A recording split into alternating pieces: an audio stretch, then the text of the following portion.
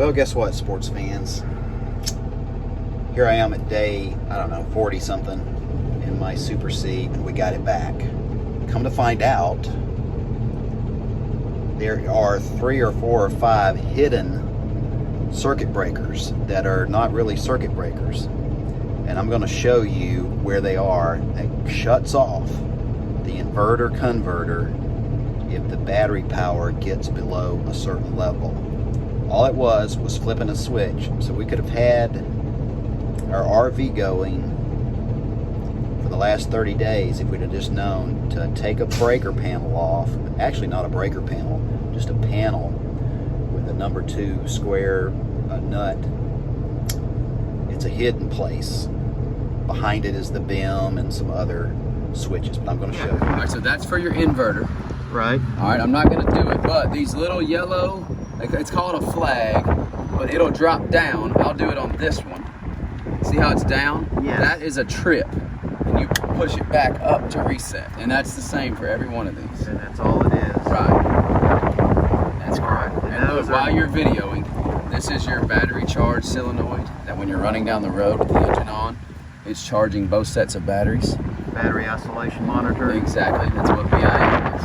And then this is the battery disconnect solenoid, you know, the switch inside where you shut down the coach. Right. So if you need to get to any of that stuff, that's where it is. And it's 2 square bit screws on the corner, and they kind of bury them in the carpet there. Right. Interesting. Okay. All right. Thank you, sir. Just say that one more time. I think you just got it. As you're driving down the road, this chassis number here, this is an easy display. That should be in the high 13s, low 14s, okay? That's your engine running and your alternator charging. This number here, as it continues to fall, because right now these batteries are powering the inverter, which is powering the microwave, refrigerator, receptacles, all that kind of stuff. As it falls, it should go somewhere in the mid-12s, and the battery isolator manager should latch in. I don't know the exact voltage number, but you should be able to tell it latches in. Right. And then when it latches in, it'll look more, you can keep your camera right here, it'll look more like this, to where the chassis will drop down a little bit. See how the chassis dropped? And then it should start bringing up the house. Right. And to apply charge to both of them. Now I'm gonna let go, but it'll take it, you know, and it'll do that on its own without having to push that button. Right. So if that never happens, if you drive 5 hours and then you have the house side down in the 11s and the chassis still over 14, there's an issue there. Something's wrong. Yes. I'm afraid that might be what happened. But Because the only HVAC load or low voltage, you need to set low voltage.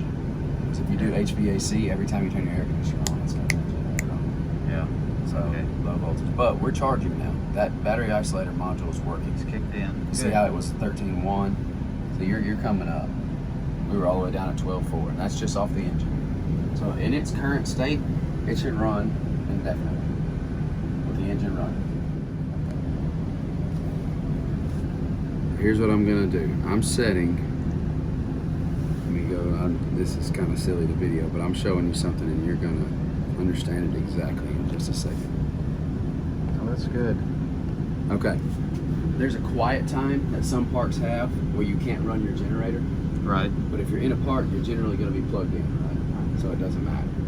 I'm setting quiet time right now to start at 7:45 a.m. and by 8 o'clock, quiet time is over. So it's 15 minutes. All right. So now we're AGS enabled.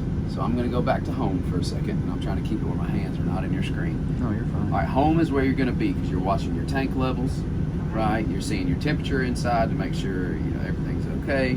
Where you can turn your lights on and off. We go back over here. When you're gonna leave, right? You're thinking, I'm gonna leave this thing. Going to a football game. Nobody watching it. You're worried about your refrigerator.